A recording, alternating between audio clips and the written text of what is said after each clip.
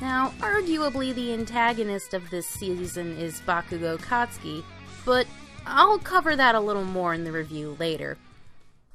A villain named Shigaraki shows up when the students are in a training exercise and attacks them with a massive group of villains called the League of Villains. Huh. I kind of thought it'd be something a little more creative, like a guild or a sewing circle or something. Anyway, in addition to attacking the students, Shigaraki introduces the Nomu, a creature that has some of the most powerful villain quirks that have been banded together for one purpose: to take down All Might. Unfortunately, Shigaraki himself doesn't really come off as much of a threat. He's more following orders from a higher-up that we get hinted to, but he's not really intimidating and doesn't do more than speak cryptically about the dangers to come and what lies in store for the heroes.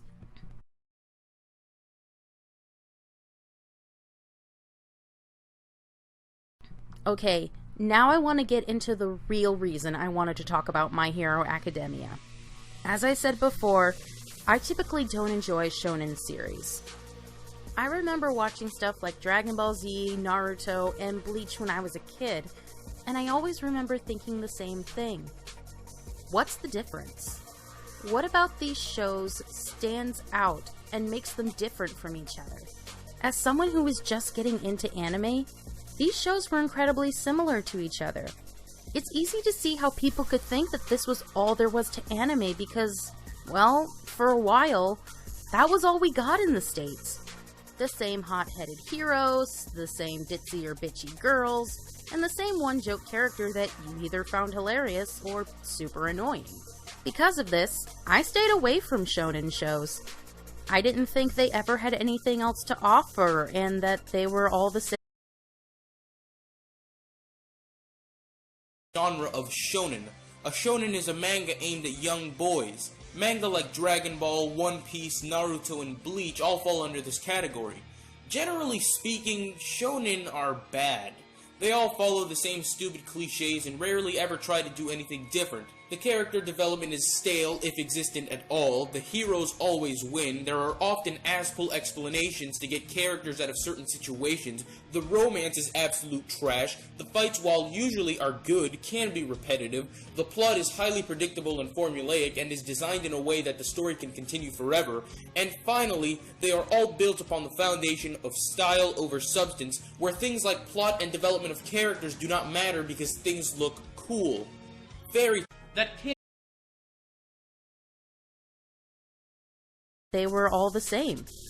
But, a friend of mine urged me to watch My Hero because they thought I would really like it. Well, when the show started, I enjoyed Izuku since, as I mentioned before, he's a refreshing change for a lead.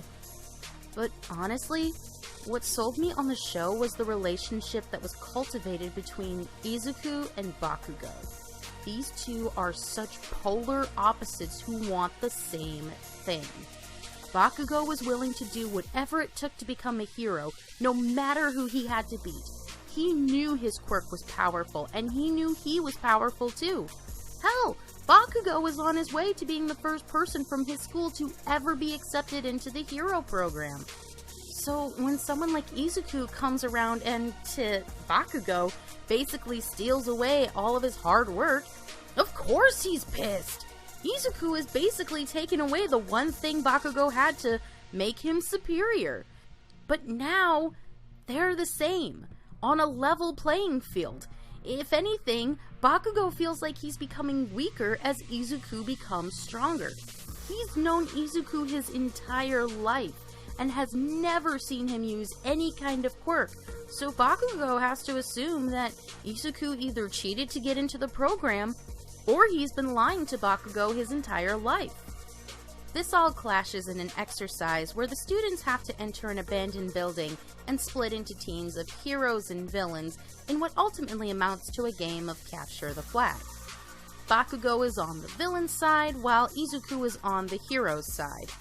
Bakugo takes this as an excuse to go all out against Izuku and ultimately prove that he is still the best. But, to Bakugo's surprise, they're almost evenly matched. It doesn't make sense to him. How did someone so weak and pathetic obtain a quirk like this? It just infuriates him more, and he keeps fighting Izuku. And honestly, there is no winner in this fight. Izuku feels awful because he can't tell Bakugo about One for All, and Bakugo isn't any closer to understanding how Izuku got a quirk and why it's so powerful. They don't even leave the fight with a mutual respect for each other. Bakugo is still determined to fight Izuku again and prove that he is ultimately better than him. But